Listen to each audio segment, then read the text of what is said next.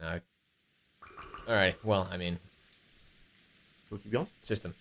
Oh. Did you not hear that? Yeah, I did. Little blinky plonky. Oh, Cannon's dead.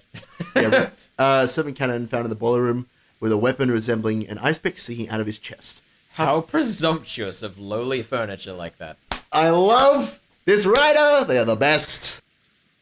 And so we resume, yet again, back at it with the Uminekos. Yes, we look at the epitaph right now, as we just realized that someone was gouged in the head and someone was gouged in the chest, and there were two that were close to be ripped apart. Yeah, but basically the thing we were looking at, which Ben knows because he's a naughty boy and read ahead. Of course I did. And finished the whole thing before I know, we even suggest... Yeah, how sorry. could you? How could I? How could you not premeditate the fact that we were going to make this series? I'm sorry that about 3 months before we decided to do this, I decided to read through the whole thing myself. I can't believe you. I couldn't help myself. But anyway, we were looking at the fact that basically the two that were torn apart is before the head and the chest kill, which means that according to this epitaph, Kinzo was supposedly killed or stabbed in the head before before Eva and Hideyoshi. No. After Hideyoshi. Oh, sorry, after. Yeah. Sorry, my bad. Earlier on. I led you down the garden path there. But before Canon, he Yeah. was stabbed in the chest. So yeah, it's interesting because the body was burnt, which I think they mentioned that in mystery novels sometimes you want to obviously get the identity of a victim or to obviously get the time of death. But according to the epitaph, if we take that as literal meaning, then Kinzo was killed after Eva and Hideyoshi, but before Canon. There's a very small time frame in which that would occur. Because they pretty much ran straight from Hideyoshi's room, started to clean that mess up. I think they specifically said it was about 5 minutes. Yes. Well, it was 5 minutes for him to get the pliers, but yes. Yeah. So yeah, we're just mulling that over. Know what that means. By the way, in the end, Kanone-kun did not regain consciousness, even though Dr. Nanjo and the rest did all they could to heal him.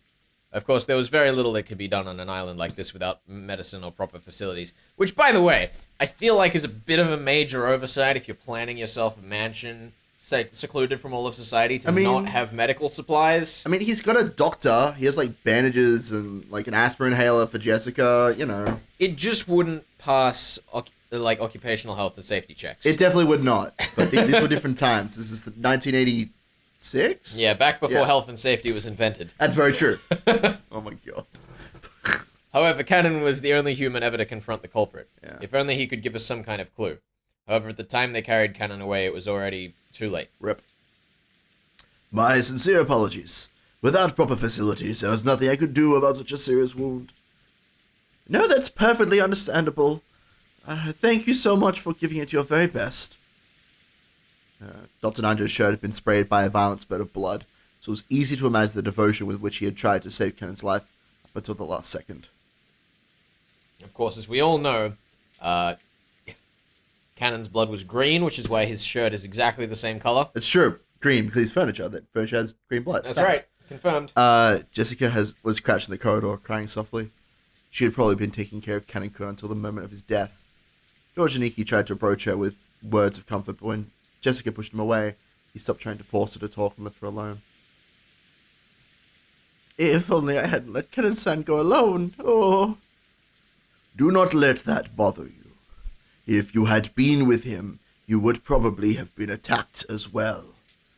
He foolishly rushed on ahead and paid for his mistake. Oof. Damn. How can you say it like that? Nice work on the piano there, Dead Goda. Yeah.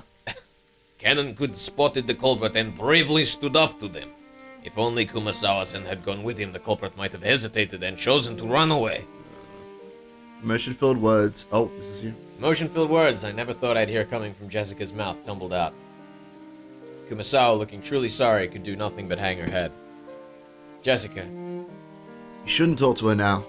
It's the same for me, and probably you as well, right, Patla-kun? We don't know what's going on, and it feels like our hearts are going to split open. There were tears in George Aniki's eyes again. Seeing Jessica break down crying probably brought back the pain of losing his parents. I'd done my crying all at once, so I didn't feel like crying anymore.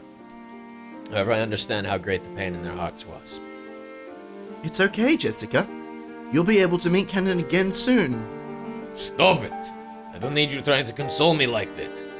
Beatrice will resurrect the dead and even love that has been lost. So, you'll definitely be able to meet him soon. Then, everyone will be able to live in peace. So the one who killed Kanone-kun is Beatrice, who supposedly gave you the letter yesterday. Where is she? Where's she hiding? I'll find her and tear her apart. Tell me. You know who the culprit really is, don't you? What do you know and where are you hiding?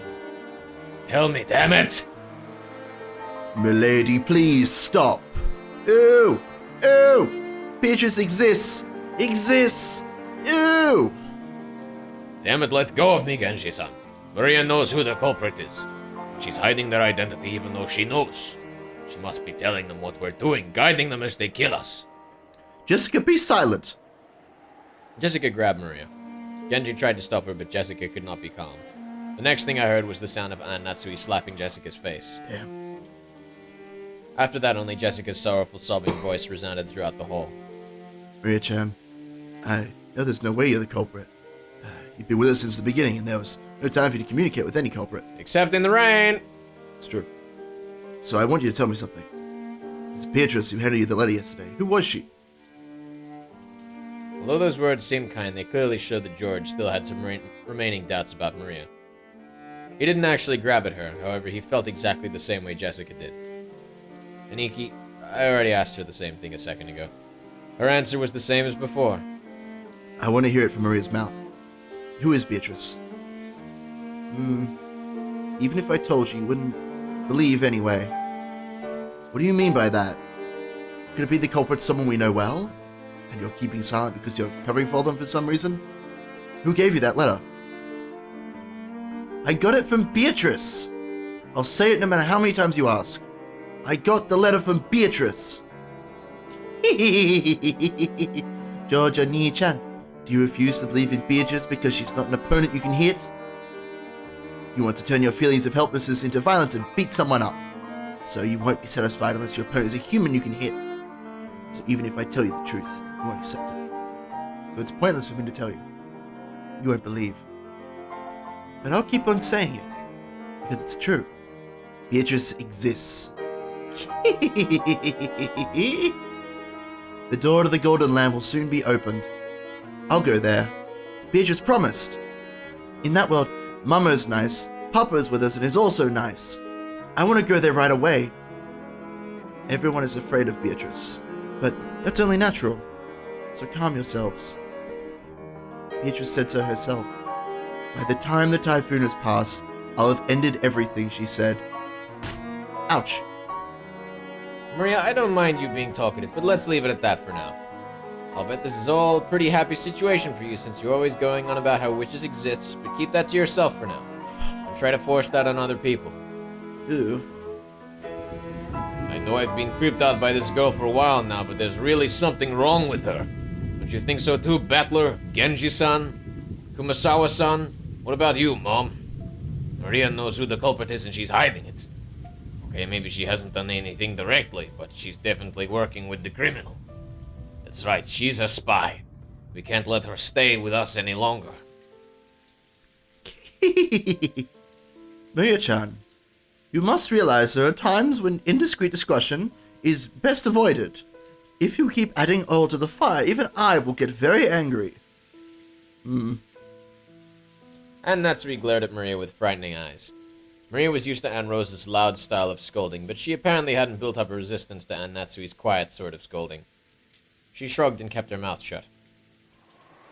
A desolate feeling filled the room, and also the sound of wind. It felt as though things would just get more complicated if anyone spoke. How many people have already died? 6 people in Dad's group.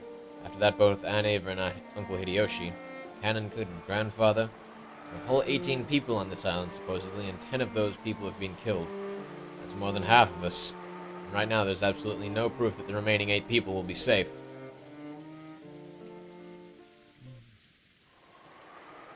At any rate, this is no time to quarrel. Now that we are certain the culprit can enter and leave the mansion at will and strike out of nowhere, we must give our undivided attention to surviving until tomorrow. I agree strongly with Aunt Natsui. We can figure out who the culprit is at our leisure tonight. For now, though, we're better off finding a place to barricade ourselves in. As I said this, I pointed out the clock to everyone. It was already getting way bigger, and it was 8 o'clock at night. Yeah. We'd been receiving shocks over and over again since the early morning, and our bodies and minds were completely tired out. There's still a long, long time until tomorrow. We need to find some place to barricade ourselves in so we can rest our bodies and get even the smallest amount of relief. I agree. Everyone is already pushing their mental and physical limits, myself included. I believe it'll be wise to take into account as we move forward. That's right. There's a high probability that the enemy's got the equivalent of a master key. Was Shannon, Kanone, and Godasan holding master keys? Yes. They were supposed to have them on their person during work. Didn't want to disturb the scene, so we didn't investigate that closely. We can't eliminate the possibility that someone stole a key from them. In the first place, we know the culprit may have visited the servant room at some point to unlock the garden shed shutter. It's conceivable that they obtained a master key from there earlier on. There are many servants serving the Ashuramiya family. Because of that, there were several master keys. Furthermore, every time one employee started or finished working, their keys were passed between servants.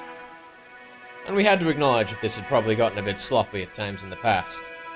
Even if they borrowed a bundle of keys from the pockets of one of the murdered servants, is there any safe place that even those keys couldn't open? Because of the nature of our job, we have been entrusted with keys to all of the rooms, all of them in the mansion and in the guest house. So in other words, no matter where we hole up and lock ourselves in, it'd just be pointless. Also, they came through locked doors. Yeah. I don't know why we're discussing this. Yeah, they can teleport. Fine, who cares about locking up? If you're gonna come, bring it on, damn it! Yeah, I'll beat you at your own game. with my fists! The enemy won't approach us from the front. I don't know about the first 6, but if we look at what happened to my parents and Kanone, and even grandfather, the enemy is only going after isolated people. They don't have the power to assault all of us openly in a secure room. That's right. It's just like Iniki says. And maybe Anatsui's rifle can serve as a deterrent to stop them from attacking. I hope that is so, but... Maria, I know you want to say something, but keep it to yourself and stay quiet for a while.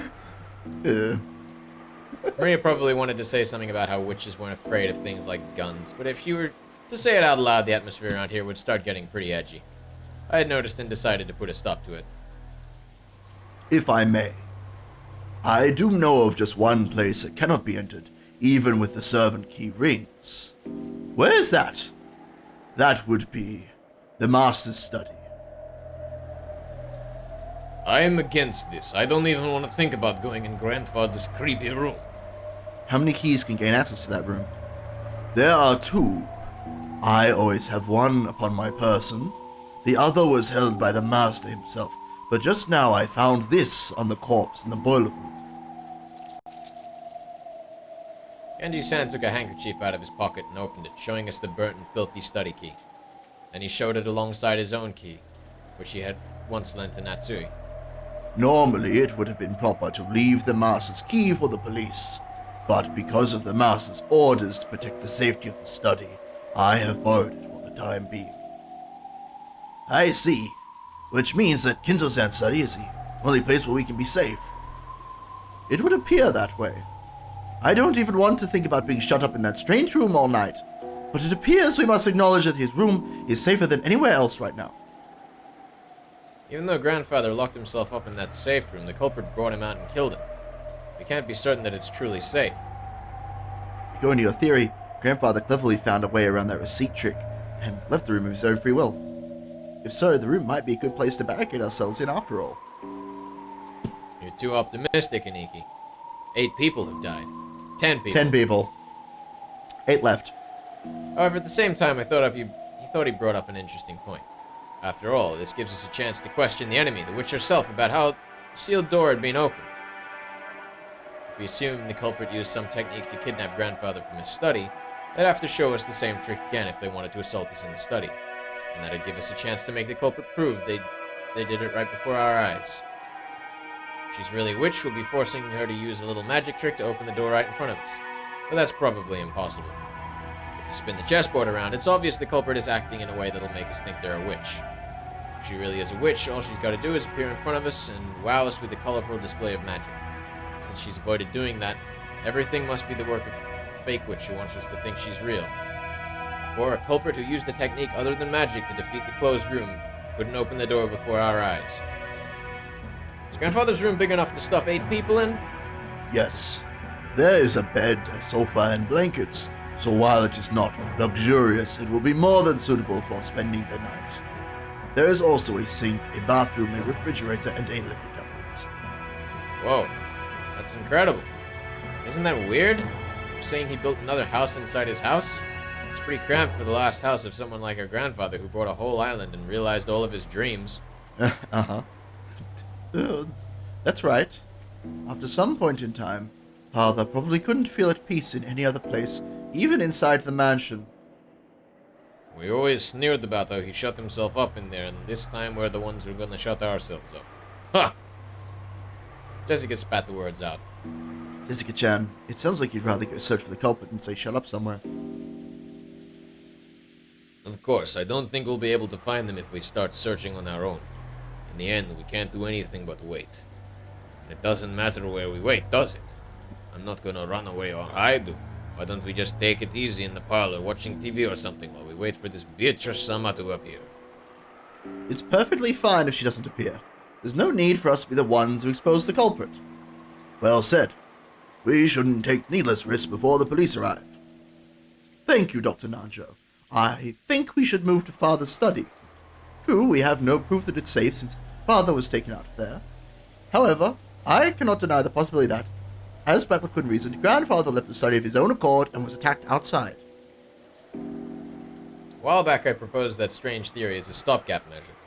But as Aunt Ava said, even though that trick would be possible, I couldn't explain what motive could have made Grandfather sneak out of his own study in such a troublesome way.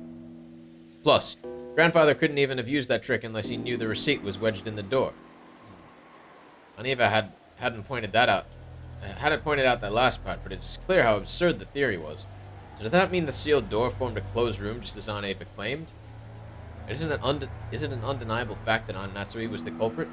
If Aunt Ava were here now, she'd probably make that claim openly and blow my strange theory away.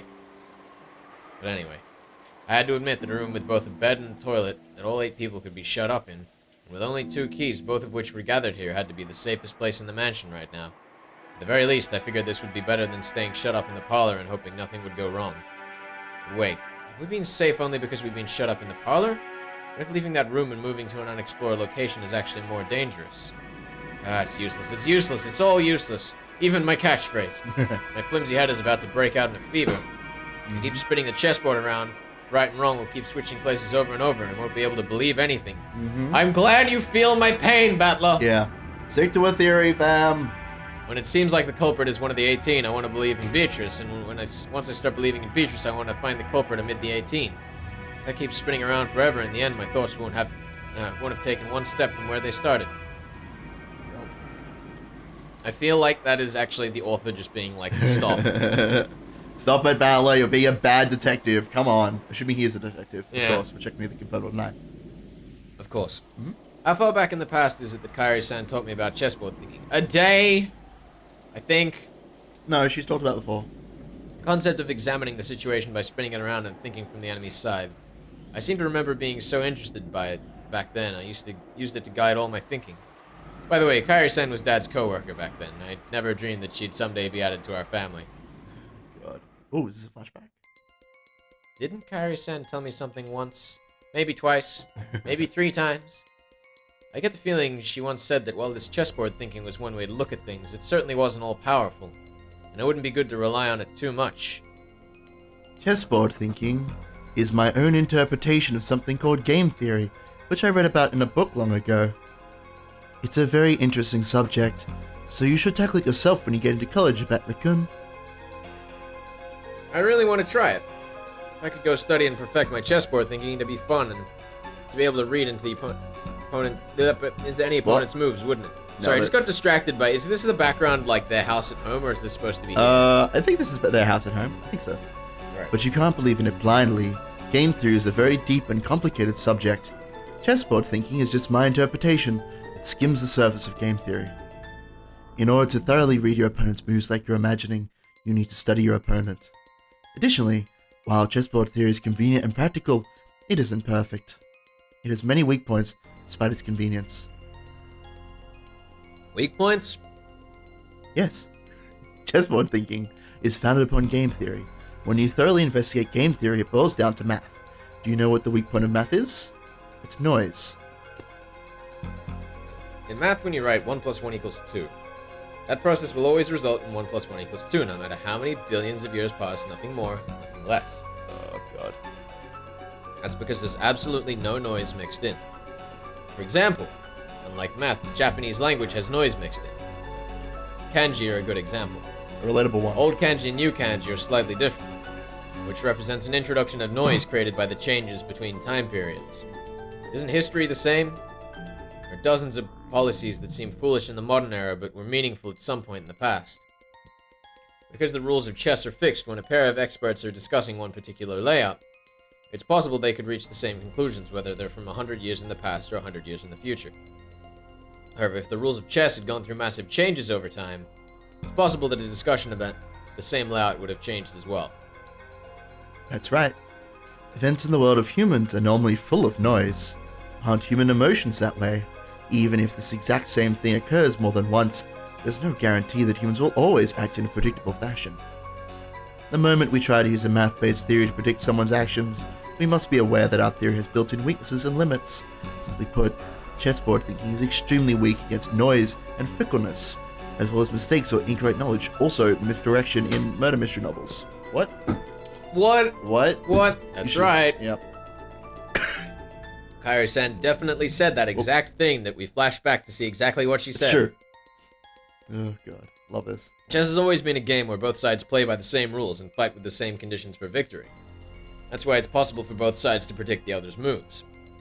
It's possible to read your opponent because you can always suppose they'll make the best moves they can find.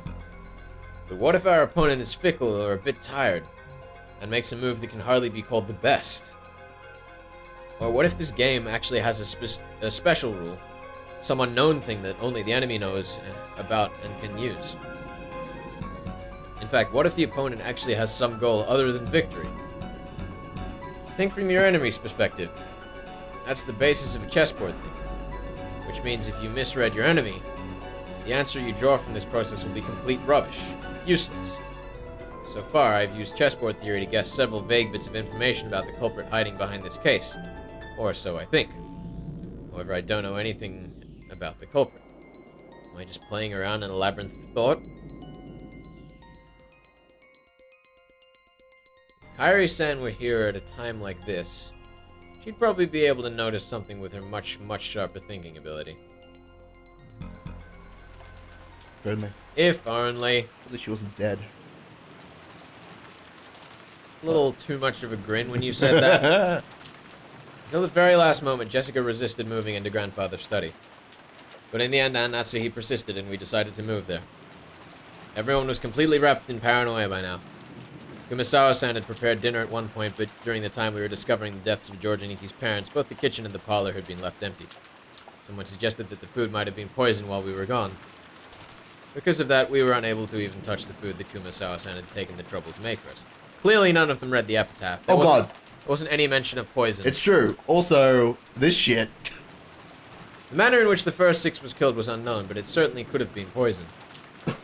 Certainly that would allow even a single person to carry out the murder of 6 large adults. Mm-hmm. Furthermore, this idea made it easy to imagine there only being a single culprit, one who'd be afraid of Aunt Natsui's rifle. And this was very good for our emotional stability. Uh-huh. The fatigue and hunger were even harsher than we'd imagined. Then Kumasawa-san made a proposal, and we all went together to the kitchen. There we gathered some canned food and other things that would be hard to poison to take with us. All of Kumasawa-san's efforts to reward us with just a little dinner on this savage day regrettably came to nothing. The food piled up on the serving cart looked just a little sad.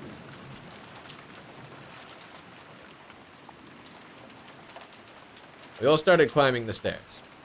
And Natsui, who was in the lead, warily stared into the darkness with both eyes and the barrel of the gun.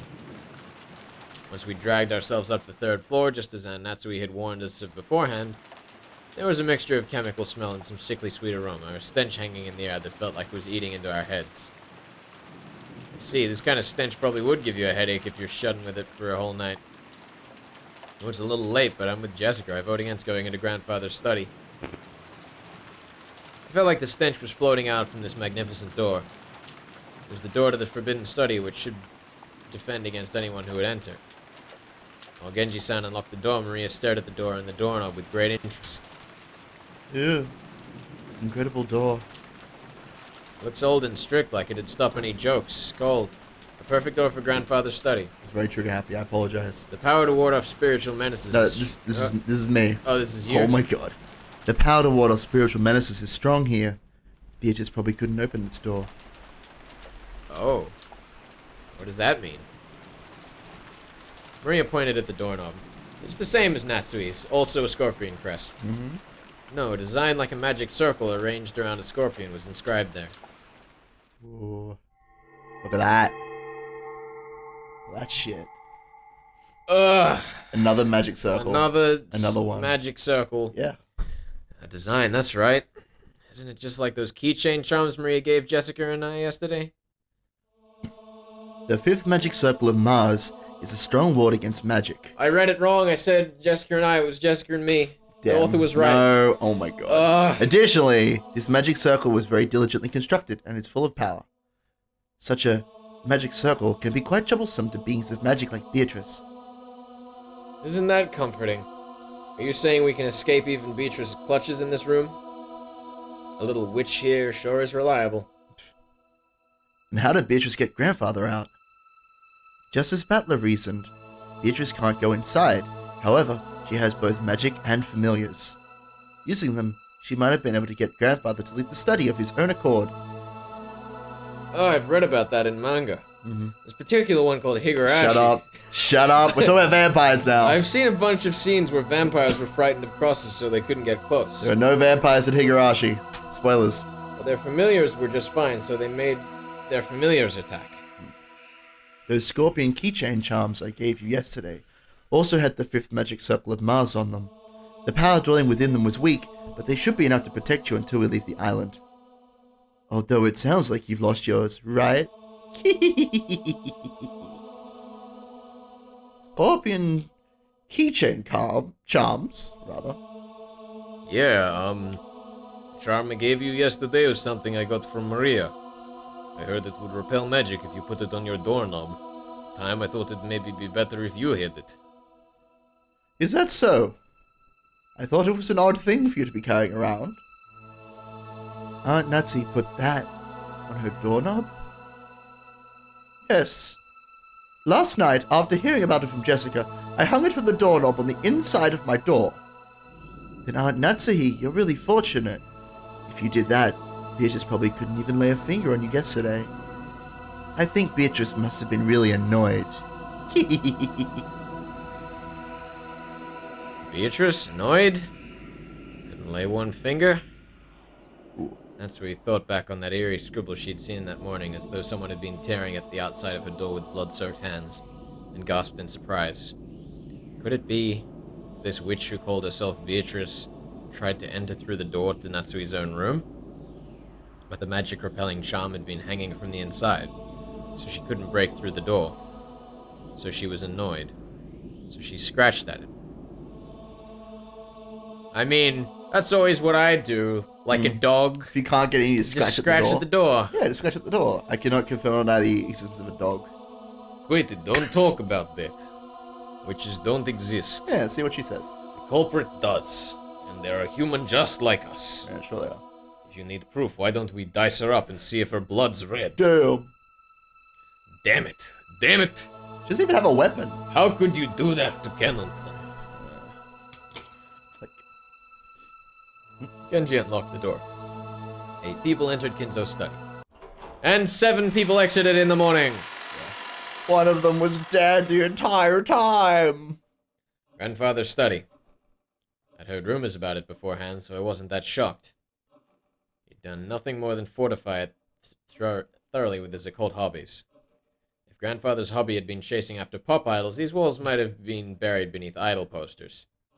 Even if I didn't understand it, I did realize that this room was a bundle of all his pastimes. Even so, I couldn't help but remain dumbfounded by the smell of his creepy medicine and the sweet stench that seemed to melt my head. Oh. Sealing the room. Ooh. with the scorpion symbol so that Beatrice can't get inside. And the locked door. Ooh. Sure, everything will be fine. She couldn't possibly get in here, right? When the door was closed, it automatically made a clunk. I see, this is the auto lock that's activated whenever the door is closed. And there were only 2 keys that could open this door from the outside, both of which were in this room. In other words, it had become a closed room. The shutter, the receipt, the chain, and now the auto lock. This 4th door had the most magnificent lock yet, and was doubtlessly a closed room. Just to make absolutely sure that the room was secure, we checked all over for ways in or out. The window was tightly locked. That should have been enough, but just in case, we tried knocking all over the walls. After all, we'd talked about there being a hidden door in this room, but we couldn't find anything suspicious. Grandfather's study was very large. Even though we called it a study, it wasn't really a single room. It could be divided up into 4 basic sections: a study, bedroom, toilet, and a section for cooking. It had a sink. Nice. You see, this study really does have enough in it to live in. I see how Grandfather could live his whole life in this room without ever leaving. It seemed Grandfather wasn't in the habit of watching TV because there was no television or even a radio in this room. We can't do anything except pass the time listening to the sound of the rain until tomorrow morning. Dr. Nandro looked closely at the chessboard that sat on the table in front of the sofa and muttered. It was apparently the partly finished chess match he'd been playing with Grandfather until yesterday. The black had the white pretty well cornered, and it looked like a checkmate would be reached within a few moves. The last part of the endgame.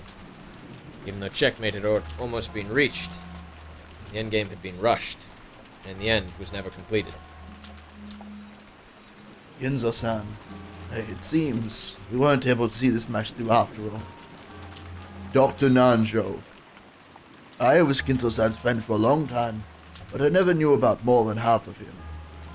I believe 2 Kinzos existed, a wise one and one trapped by some madness. I never understood anything about him. Especially when it came to Beatrice somehow. It would seem like his personality changed. In the direction of Kumasawa-san's upward gaze, a portrait of Beatrice could be seen. It wasn't massive like the one hanging in the entrance hall, but small, made for this room. Grandfather probably spent every day in this room and so much of his time talking to the witch in that portrait. Who was Beatrice to Grandfather in the first place? Right now, you couldn't just explain it away by saying it was a story made by the parents to frighten the children from wandering into the forest. While eating the canned food we brought up from the kitchen, we talked together about who Beatrice was.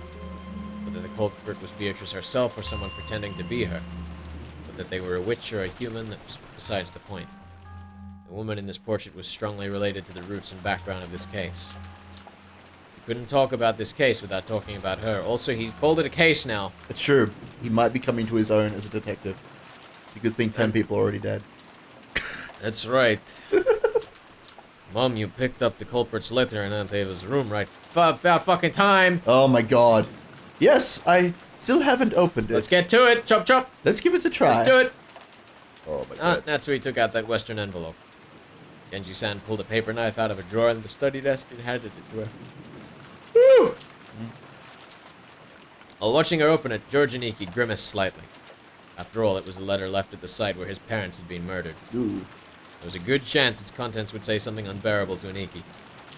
And Natsui also seemed to realize that. So she glanced over to the contents first without reading it aloud. We were a little frightened that she might grimace after reading something shocking, but she just frowned unhappily. Is that not a grimace? What does it say? There is one unpleasant sentence. It must be trying to provoke us. Natsui, after deciding that the contents could be shown to the children, set it openly on the table. Everyone stared at it at the same time. Praise my name. Praise my name. What the hell? That's annoying. Also, there was a little jingle. I wasn't sure if that was the system thing. No, it was a thing. Which is letter 2, praise my name. Isn't that just creepy as hell? Like this entire speech and then just one line. Praise my name. Yeah. That's annoying. It's probably Beatrice declaring herself the victor. Damn it. I love how they're just all forgetting the epitaph. I know, it's great. I bet you were hoping another weird magic circle would show up. It wasn't a magic circle. My expectations haven't been betrayed. What could it mean? I wonder if she wants to tout her own existence. That seems reasonable. With this letter, we now know that the author of last night's letter is the culprit. Thank you, Sherlock. I think the identical envelope is more significant than what is written here. Without a doubt, this is the type of envelope and sealing wax that the master used. Oh, I don't know what's going on anymore. This is the first time I've seen anything like this since I started working for the Oshiomiya family. I mean, I feel like, you know, seeing a letter. He's like, oh god, there's a letter! Oh no! Fucking sound the cauldrons. I don't know why you sound the cauldrons. Anyway, this is your battler. Going by last night's letter, Beatrice is claiming to be grandfather's oldest confidant. Yes. Grandfather often said the same thing in the past, right? Oh my god. I spoke to Genji-san and Kumasawa-san, who nodded together. Guess that means you two know more about her than anyone except grandfather. Could you tell us? For a long time, I've purposely avoided this topic. But now that it has come to this, I can no longer do so. Genji, tell us everything you know. Secrets out. Let's go. Just flop it out on the table, Genji. Come on, Genji. Get your big fat secret out on the table. Genji-san didn't answer. He remained silent despite his knowledge, or did he know nothing at all? Still, I had a good guess. The ghost story of the witch Beatrice had long been defied amongst the servants. Deified. Deified among the servants. Not defied. I was very confused there for a second. I'm glad you corrected me. That's okay. He'd probably been very close to grandfather in his occult hobbies.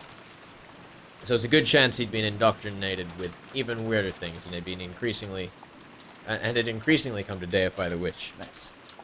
As grandfather's most trusted servant, who had sworn loyalty to him, he might be the most influenced by the illusion of the witch that grandfather had created.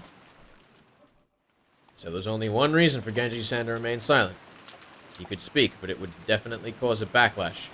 So it was better if he kept his mouth shut, and it wasn't like we'd believe him anyway. Yeah, you definitely shouldn't talk. Something along those lines. A short while ago, Maria had been more than willing to speak bluntly and unrestrained. And that had earned her a scuffle with Jessica. It was natural for... What? What did I just say? What word just earned her a scuffle. No. I started to say the word natural, and it just became another word. I'm sure it was fine. It was natural for Genji-san to keep his silence.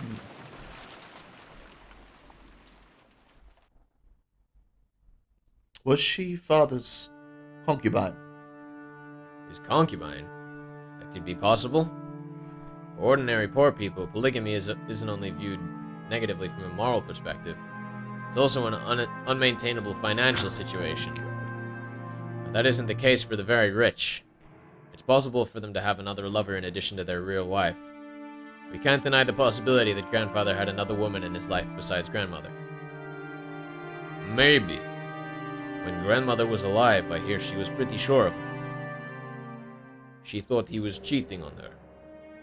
I always thought she meant grandfather's imaginary witch. Now this is getting really interesting. You told me, didn't you, Genji-san? You said Beatrice has been working for grandfather since before the mansion was finished. I heard that the construction of the mansion was completed in July 27, 1952, for the American audiences. That'd mean this person called Beatrice was in a relationship with grandfather since at least 30 years ago. That concubine of 30 years ago, or maybe a relative of a hidden child with that person, hold some kind of grudge and be planning revenge?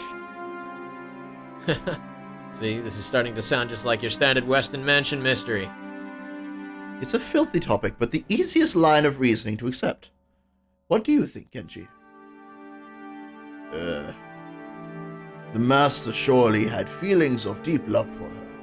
There can be no mistake that he cared for her more than his late wife. Damn! In front of his family. Rip. Who is this person called Beatrice? And what's she doing now? I have heard that she passed away before the mansion was completed. She's already dead? Yes.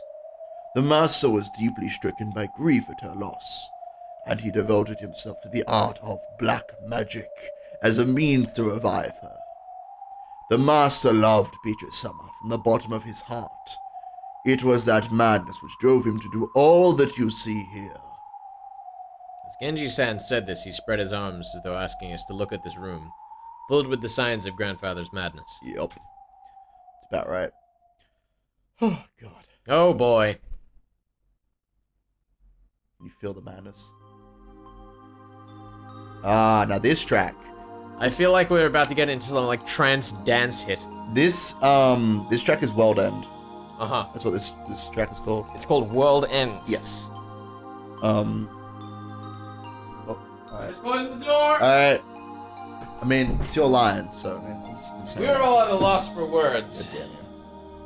Normally, black magic seems like it'd just be creepy, and it's really hard to imagine why someone might be so enraptured by it. Yes, enraptured. That's the term I would use. Definitely written by someone native to this language. It's true. Since Kinzo is just an eccentric who had restored the Ashuramiya family amidst his madness, nobody had tried to understand it. It's very true.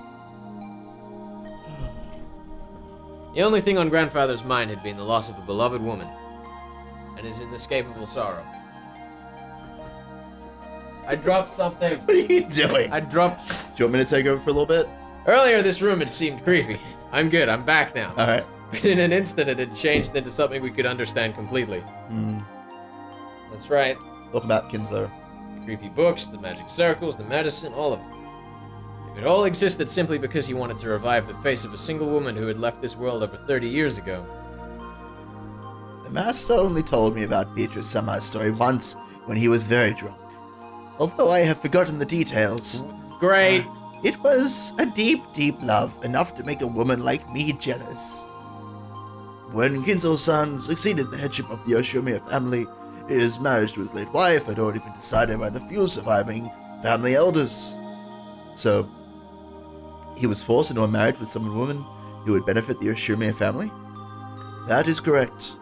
Kinzo-san was installed as the head who would revive the family and had to bear the entirety of that heavy responsibility. I do not pretend to know the details of when or where Kinzo-san first met her. Guess it'd be rude to say any more than that. That was when grandfather truly fell in love for the first time. Just how deep was his affection for her? That was easy to see just by looking around us. This room was covered with piles upon piles of things having to do with black magic. Grandfather spent every day shut in here, immersed in his research and isolated from the outside world, never regretting 1 minute of it. He couldn't help but recognize the depths of grandfather's love for Beatrice. I had it all wrong, Genji-san.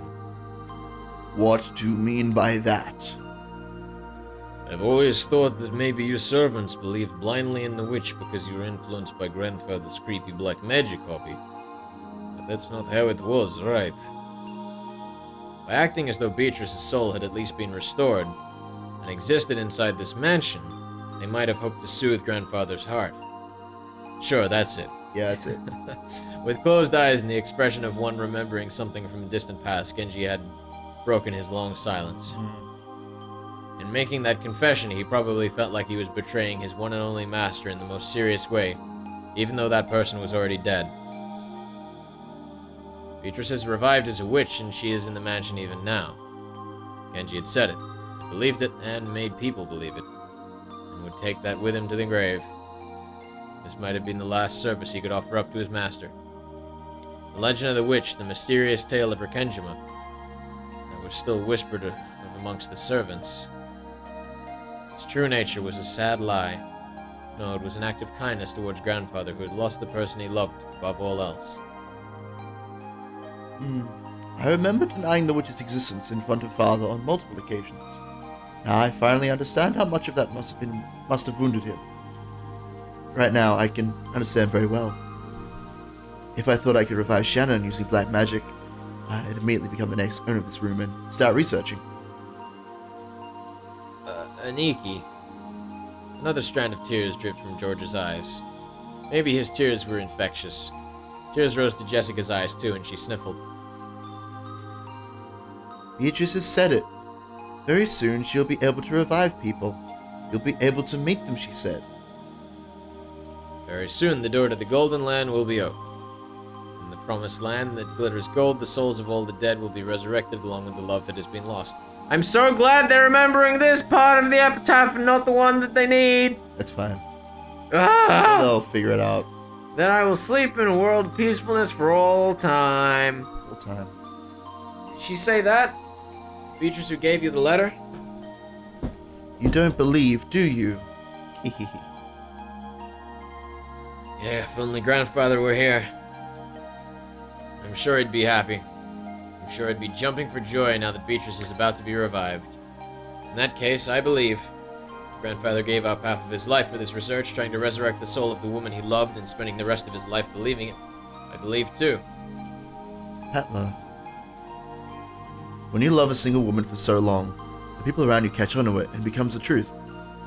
Maybe you could say they're just being polite for the sake of your feelings. Right here, now, I'd like to call that magic. It isn't just being polite. It really is magic. She's a witch!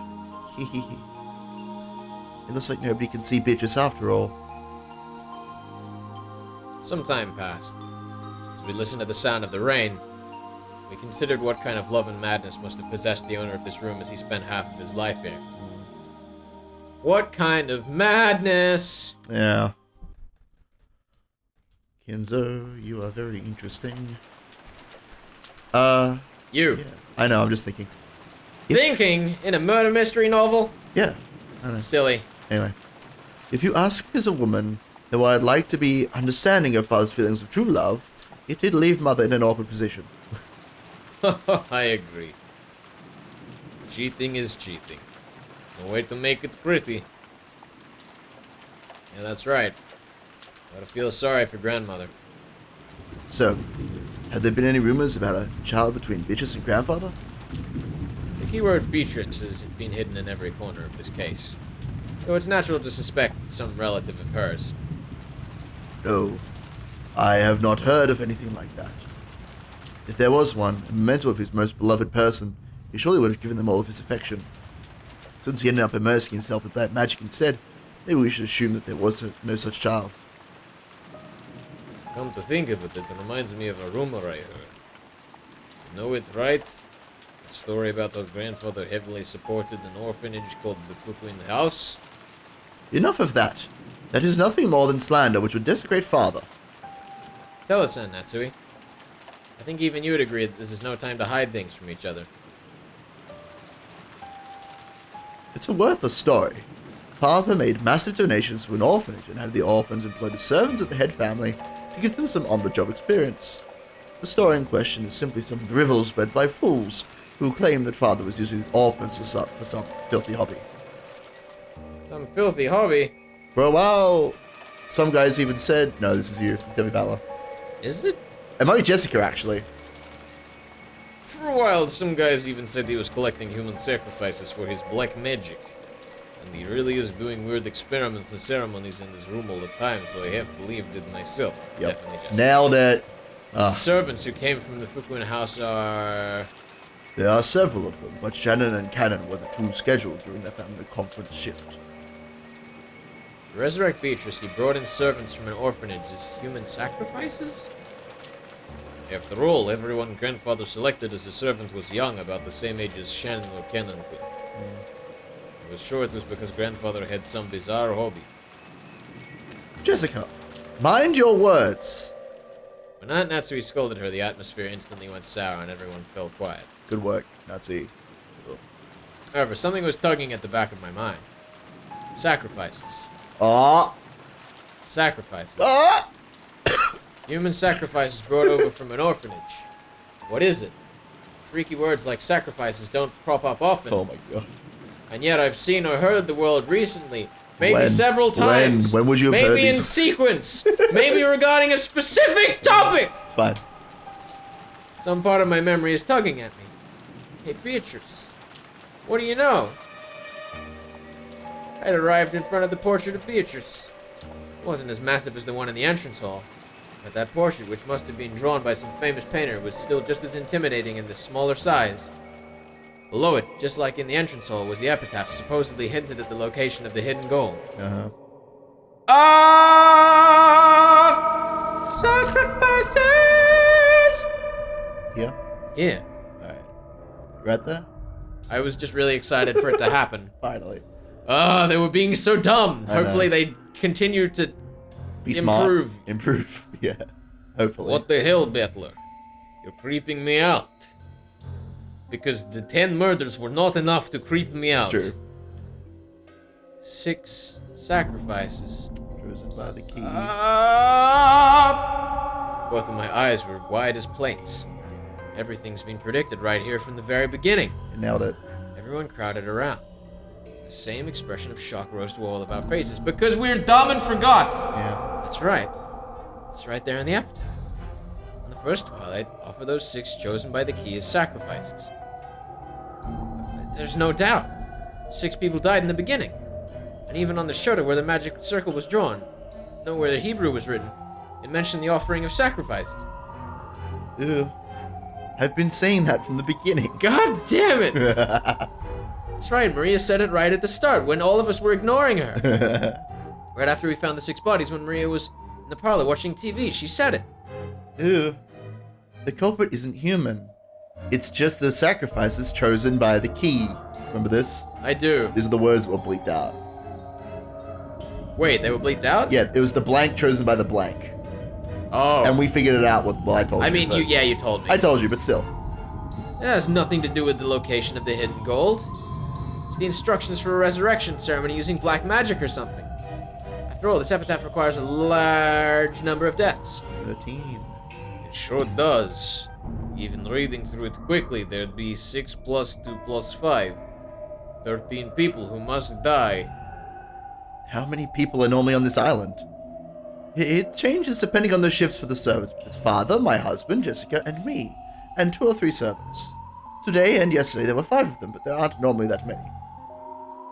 Which means that normally, there wouldn't be enough sacrifices to carry out this ceremony. No, wait. There's that rumor that grandfather was collecting servants from the orphanage to be used as sacrifices in some creepy ceremony. So what does this mean? He increased the number of servants to increase the number of sacrifices, and waited for the annual family conference when even more people would gather? Isn't now the only time of year this ceremony could be held? When Jessica screamed this, Maria broke out in that creepy laugh, looking truly pleased.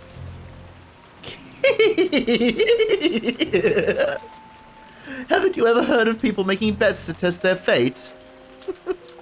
Like throwing a sandal and saying it lands right side up, tomorrow will be sunny.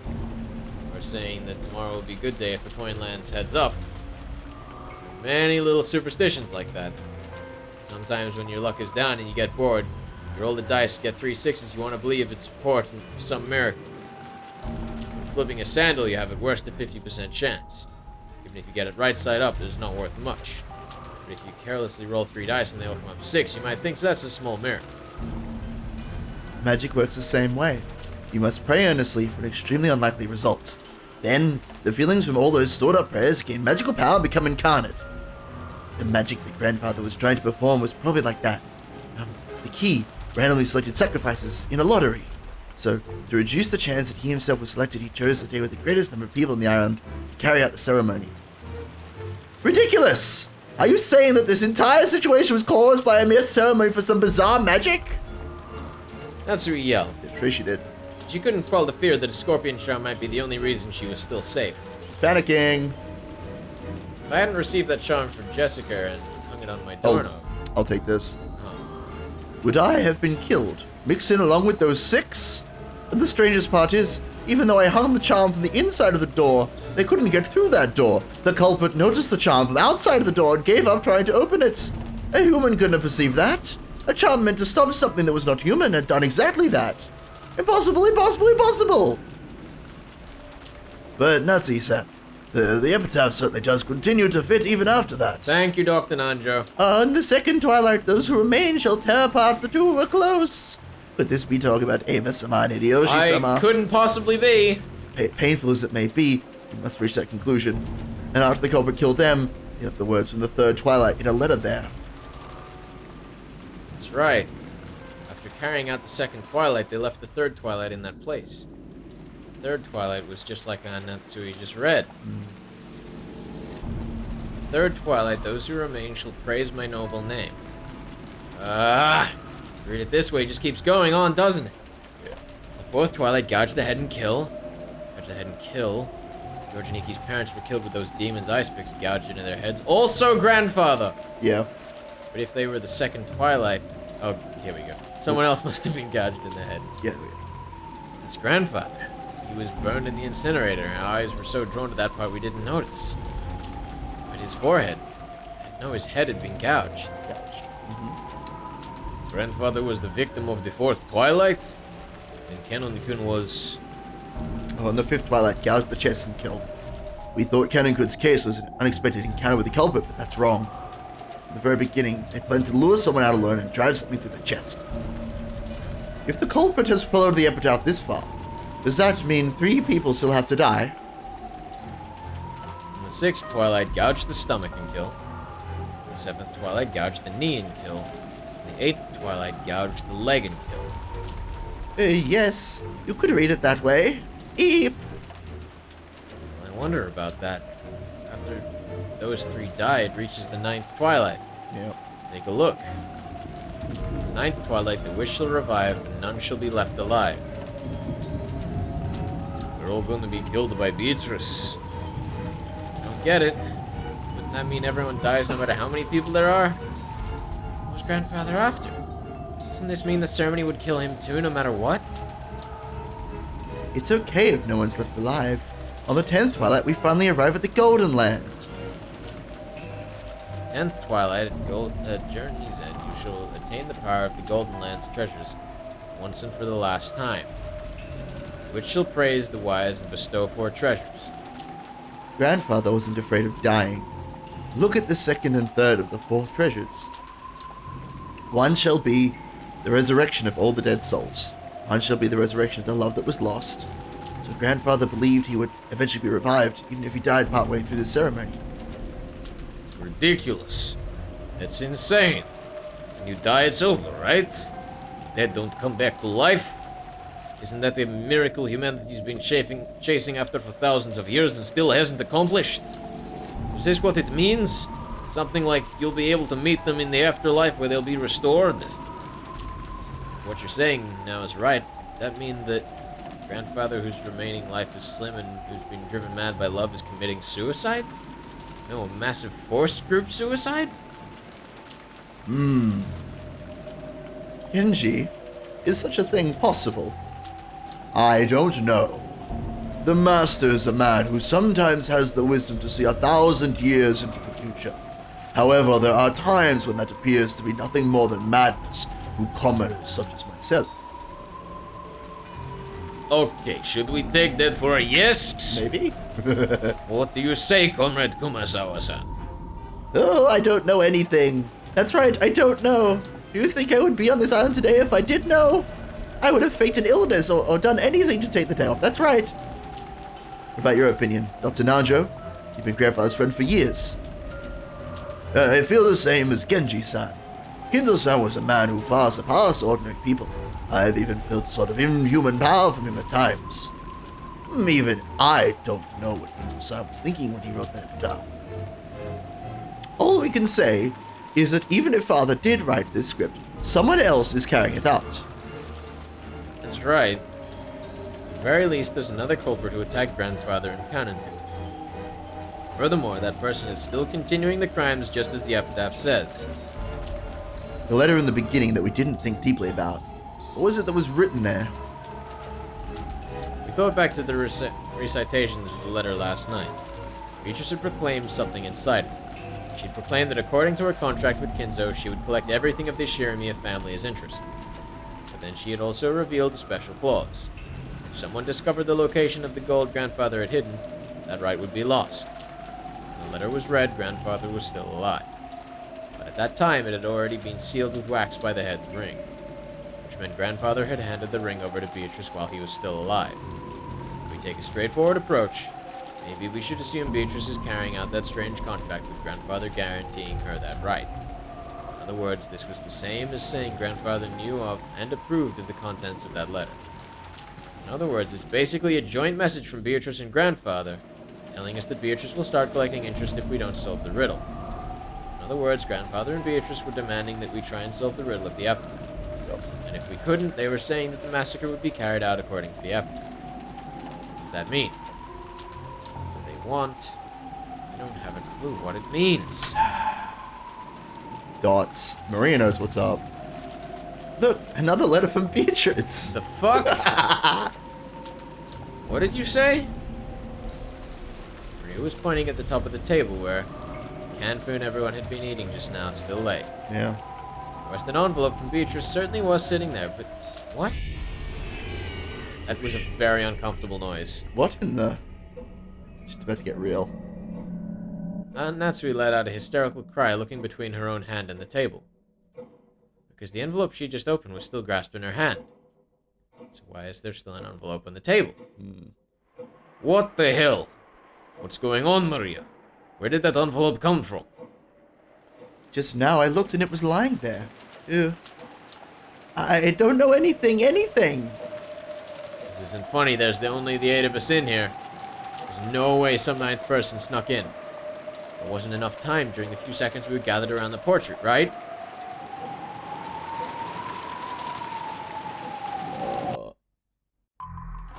Oh god! Oh. Get back! All of you! Back against the wall! Fuck. That escalated quickly. Woo! And Natsui was pointing the rifle at Genji and the others, bellowing at them. Genji-san was overpowered, his face looking like he didn't have a clue what was going on. Of course, I felt the same, but a few moments later, I reached the same conclusion that Natsui had. Until a few seconds ago, there had been no letter like this on the table. Nobody entered this room, and someone among us placed it there during the few seconds when everyone was looking away, preoccupied with the portrait. Battle-kun, open that envelope and read what's inside. Sure! I picked it up. It was still sealed with wax. Even without disturbing its contents, I realized this was an as-yet unopened envelope, an unknown envelope. Without relying on a paper knife, I tore it open and pulled out the letter inside. The contents were as follows. Are you enjoying the Riddle of Kinzo-san's epitaph? Or Kinzo-sama's epitaph? As you're probably aware, you have very little time remaining. Please abandon any naive hopes of escaping after the storm passes. This game can only end with my victory or yours. When time runs out, I will win by default. There will be no ties. Make sure that you do not misunderstand your current situation. That's what it says. It isn't clear who put this letter here. However, I have been able to narrow down the list of suspects. It's you all. Madam, that's just too horrible.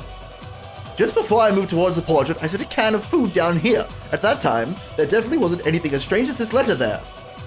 And at that time, Jessica, George-kun, and Battler-kun were already in front of the portrait. And they didn't leave the spot in front of the portrait until the letter appeared. So the person who set that letter down is one of you 4. Beatrice is here. Ooh. We aren't Beatrice. Beatrice exists. Silence! I don't know whether I should suspect one of you or all of you, but without a doubt, at least one among you is the culprit. That's right. There can't be a 19th person. There's no way witches exist. Even when Kanone-kun was killed.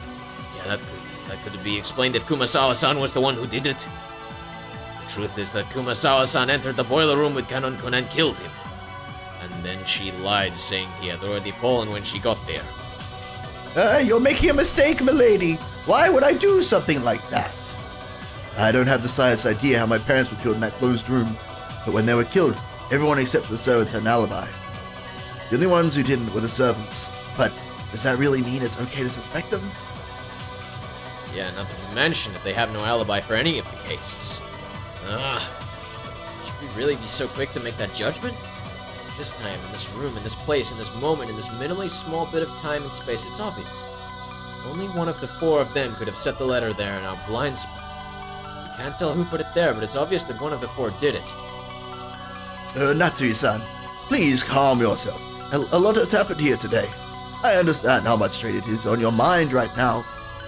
Dr. Nanjo, it truly pains me to call you suspicious. However, you are father's personal doctor and his closest friend. You have been by his side for many years, and you might even know about Beatrice. Could you be hiding some kind of old obligation? Of course not. Calm yourself.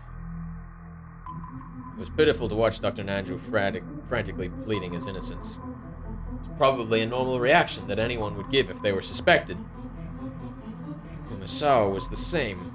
Ever since Jessica voiced her suspicions of Kumasawa murdering Kanone, Kumasawa had been totally flustered. It was why Genji's still calm appearance looked so bold. And that's why he pointed the barrel of the gun. Oh! Genji, you were grandfather's #1 subordinate. Was Beatrice an illusion you showed to father with you as the performer? If by suspecting me, you recognize me as the master's greatest servant, then I count it a great honor regardless of the circumstances. However, I am not the one who put the letter there. Do you expect us to just accept that? You must be the ringleader. Maybe Kumasawa and Dr. Nanjo are your accomplices. And Maria-chan too. Not content to suspect just the adults, Natsui pointed the gun relentlessly at Maria too. Maria acted as though nothing had happened. Or maybe she thought she would be fine even if she was shot. Maria-chan, by this point we can no longer remove someone from suspicion just because they're young. But for the last time, let me ask the question that everyone's had since last night. Yesterday, who was the Beatrice who handed you that letter? Maria, don't dodge the question. Make it clear. Who gave you the letter? How many times do I have to tell you? It's Beatrice, the 1,000-year-old golden witch. If you want to know what she looks like, just turn around. See? She's right there. Beatrice is. Cannot enter this room. Don't mess with us, Maria. Enough, Jessica. Maria, too. Don't you understand the situation? What are you hoping to gain by saying stuff like that? Also, is Maria referring to the portrait or Maybe. something else? I don't know. It's a great question. Ugh. Pointing at something. Stop staring each other up pointlessly. I don't understand. Who do you all want the culprit to be? You only believe in Beatrice when you don't want to suspect one of your own. When you're trying to settle a grudge because someone who's close to you has been killed, only then do you want to believe in a human you could attack with violence and deny Beatrice. That's why you can't see her. Beatrice exists. You all can't see her. Silence! I don't want to label you as the culprit, but there is no longer any doubt that you enjoy making this situation unpleasant and are providing assistance to the enemy. Then what will you do? Shoot me? I don't mind. Very soon, the door to the Golden Lamb will be opened. Then all the dead will be resurrected. Right now, death is nothing to be afraid of. Mom, she really is suspicious. Just shoot her. Shoot the bitch. We can't keep her with us. But Aunt Natsui, please, calm down. There's no reason to shoot Maria. Please, remain composed. The letter was meant to provoke us, but it's nothing to be afraid of. Even the culprit is scared of what will happen tomorrow. They're scared of the police. Right now, this island is free from the reach of the law, but it's only because it's isolated by this typhoon. Once the typhoon passes, the law will return, so you mustn't shoot. How can you stay so calm, George-Nisan?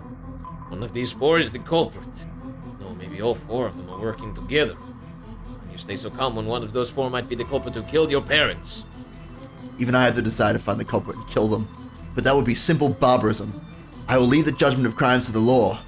So no matter how suspicious they are, you mustn't pull that trigger. I feel the same as George Aniki. Natsui, get a hold of yourself for a second. Anyway, it'd be bad to shoot. In times like this, I hear you should tilt your head back and say, "Stay cool," 3 times. Let me make this very clear. Witches don't exist. Not on Okenjima, not in the Oshumiya mansion. I declare it as Oshumiya Natsu, representative of the Oshumiya family. There's no witch here. I won't accept Beatrice. No matter what you're planning, I won't let you lay one finger on my daughter or the rest of them. That's my duty as a mother and a representative to the family. Those words were the final words of farewell that settled everything. Protect her daughter, and Natsui would regard any suspicious person as an enemy. The only reason George Aniki and I were standing on this side was because by coincidence we had a clear alibi regarding the letter. If I hadn't approached the portrait, I would also be at the other end of that gun barrel, treated like a criminal. And even though part of me thought that, part of me was thinking that chasing all the suspicious people from the room would finally guarantee our safety. Genji-san and Kumasawa-san and Dr. Nanjo, all of them were on grandfather's side. You could say that once Maria started blindly believing in Beatrice, she was also on grandfather's side. That's right, they're all suspicious.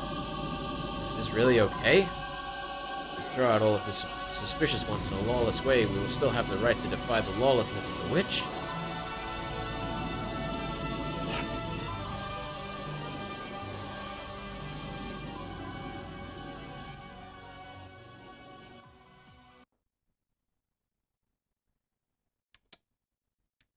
Oh, there we go. There it is.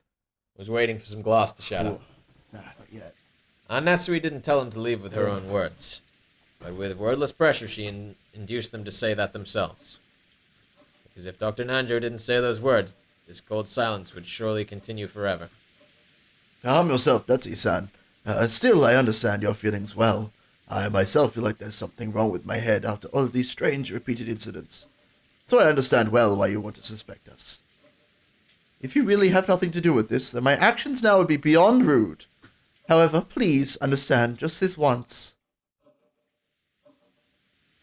Very well. Let's leave the room. What do you say, Genji-san? Shall we return to the parlor and continue our chess game? If that is what you wish, by all means. I don't want to. After all, that means I'll have to leave this room knowing that the wolf is among us, right? I don't want to, madam. Please forgive me. It was obvious what Kumasawa-san was trying to say. If she was innocent, then she was being ejected into dangerous territory along with the culprit. In the current situation, urging her to leave this room along with the suspects was almost exactly the same as letting her get killed.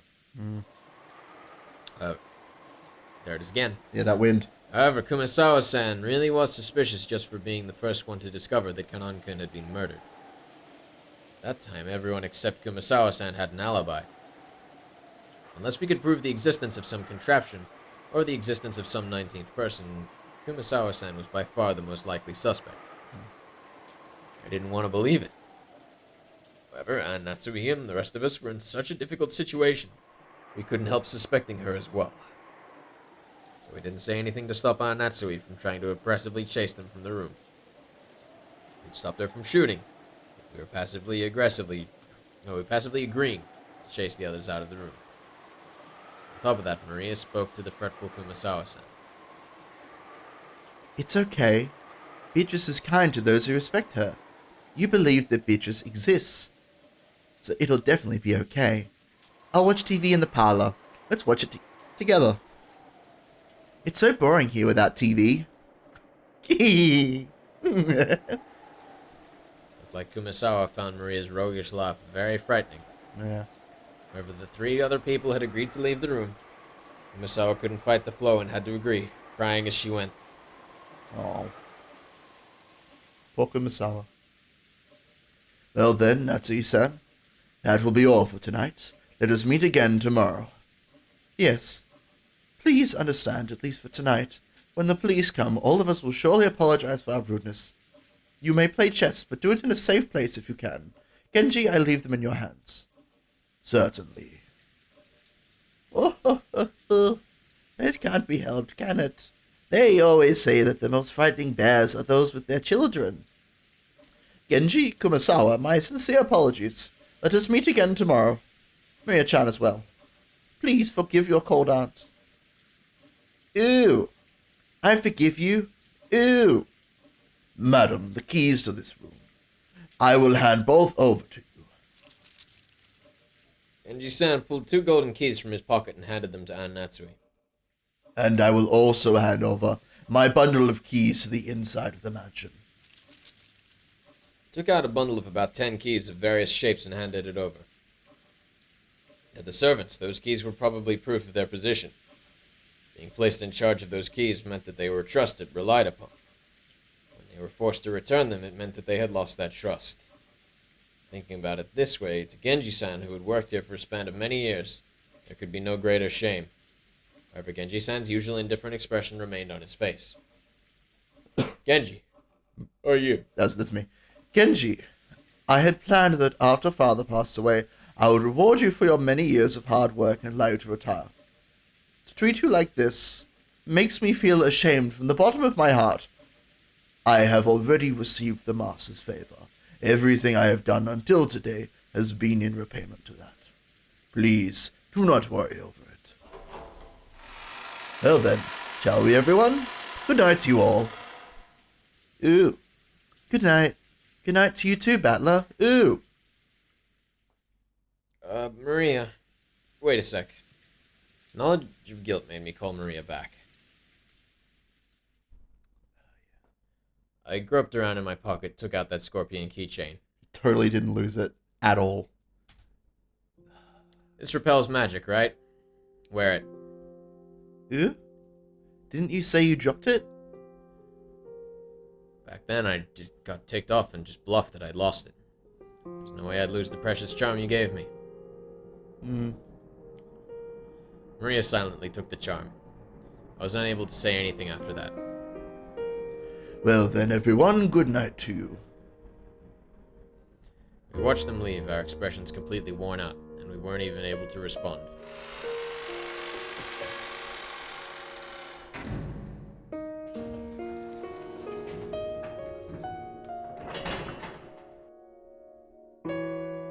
Until the door closed and we heard the auto lock, we were unable to breathe. Then, we were finally allowed to take a breath. After that, I noticed that Beatrice's letter, which I had been gripping the whole time, which was soaked with my sweat, actually had 2 sheets. The paper had been tightly stuck together, so I had mistakenly thought that there was only one. There were no characters on the second sheet. The thing drawn there was a magic circle, written with a red ink like blood. Just like how every magic circle up until then had been different, this magic circle is one I'd never laid eyes on before. It's actually a circle. Inside the circle, a large triangle and a small triangle were fit together in a simple design. Just as before, there was a writing in Hebrew, and it seemed clear that it held some kind of meaning. I wanted to know what it could be, but we had just chased Maria, the only person who could understand the meaning of magic circles, out of the room. I thought of this magic circle as Beatrice's second message. What did this magic circle mean? Damn it. After chasing out all the suspicious people, all we had to do was stay barricaded here until morning and everything would probably be over. Also, there are books in the room! Yep. Also, I just wanted to let you know I avoided making the easy Zelda joke there. I felt like that you. was... Thank you for avoiding Easy the bait. Triforce joke. Thank you. Once the typhoon has passed, when the seagulls cry, will everything be resolved? But the letter, which had unexpectedly appeared in the study, forced us to reject that naivety. It made it very clear that if time ran out, it would mean the witch's victory. When time runs out, is the witch planning to take on the offensive? This time, is she planning to display some fearful magical power, maybe something that could have been used to kill 6 adults at once? Wait, when is time supposed to run out anyway? I don't know anything. With this, we should finally be safe. Finally. Definitely. Even as she said that, Natsui couldn't stop gripping that rifle. There was no release in the tension of her expression. Of course, none of us felt like breathing a sigh of relief. At least not until we could hear the cry of the seagulls once more.